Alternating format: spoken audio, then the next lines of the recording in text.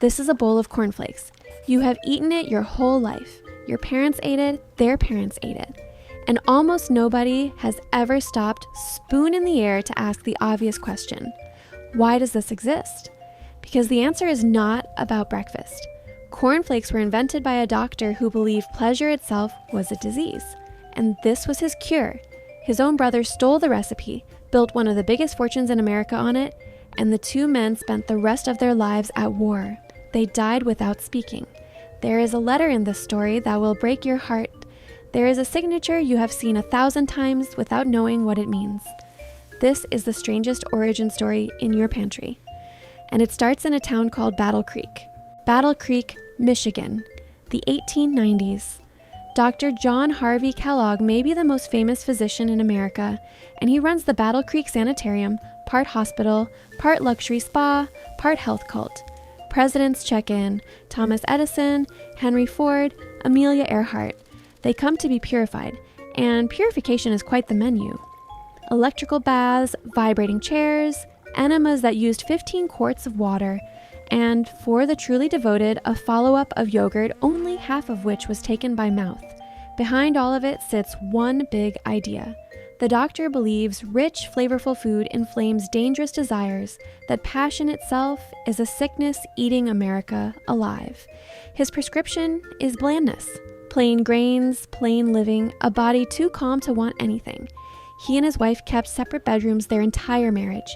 They raised 42 foster children and had none of their own. For this man, breakfast was never food. Breakfast was medicine. Every empire has an invisible man. This one was named Will. Will Keith Kellogg, 8 years younger, quiet, careful, allergic to attention. While Dr. John toured the world collecting applause, Will kept the books. He answered the letters. He managed the payroll, chased the invoices, ran the errands for a quarter of a century. His salary was small. His title was smaller. The doctor treated him less like a partner and more like a servant, and he did it in front of everyone. Visitors assumed Will was hired help. But here is what nobody noticed about the quiet brother with the ledger. He was watching everything. He saw what patients actually ate. He saw what they secretly loved. He saw exactly where the money came from and exactly where the doctor kept throwing it away. Will Kellogg spent 25 years being underestimated, and he took notes. August 8th, 1894. The brothers are experimenting with boiled wheat for the sanitarium menu, and a batch gets left out too long. It goes stale. On a budget, they run it through the rollers anyway, expecting sheets of dough. Out come flakes, thin, crisp, toasted little flakes. The patients go quiet, then they ask for more. It is the first food invented by accident that an entire nation would one day eat on purpose. They patent the process in 1896 and sell it by mail as granose. And then the story takes its first dark turn. A former patient named Charles Post, a man who had worked in the Sand kitchen, walks out of Battle Creek, starts his own cereal company, and by 1897 is selling grape nuts with ads claiming it could cure appendicitis and malaria. Post gets rich first. Within a decade, more than 80 cereal companies swarm Battle Creek. The doctor shrugs. Money bores him. Will stares at the ledger and burns. The final straw was corn and a spoonful of sugar. Will had perfected a new flake made from corn, and he knew exactly what it needed to leave the hospital and conquer the family table: a little sweetness. To Dr. John, that was heresy.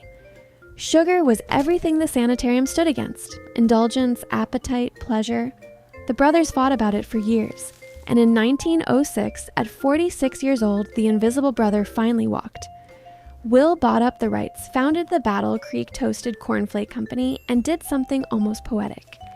Tired of 80 imitators, including his own brother, he printed his personal signature on every single box under one warning: beware of imitators. The bookkeeper nobody noticed made his own handwriting the brand. He gave away free samples by the trainload.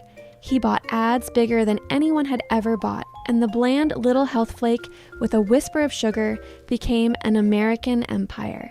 Then the doctor started selling his own foods with the family name on the label, and Will did the unthinkable. He sued his own brother. The Kellogg fight dragged through the courts for the better part of a decade, brother against brother, over one question: who owns the name on the box. In 1920, the Michigan Supreme Court gave its answer.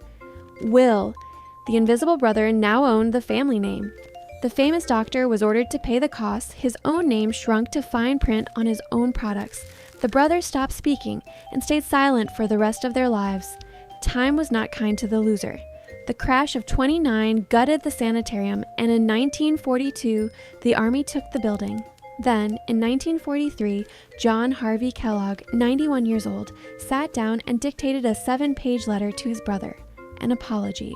He handed it to his secretary to mail. She read it, decided it made the great man look weak, and quietly put it in a drawer.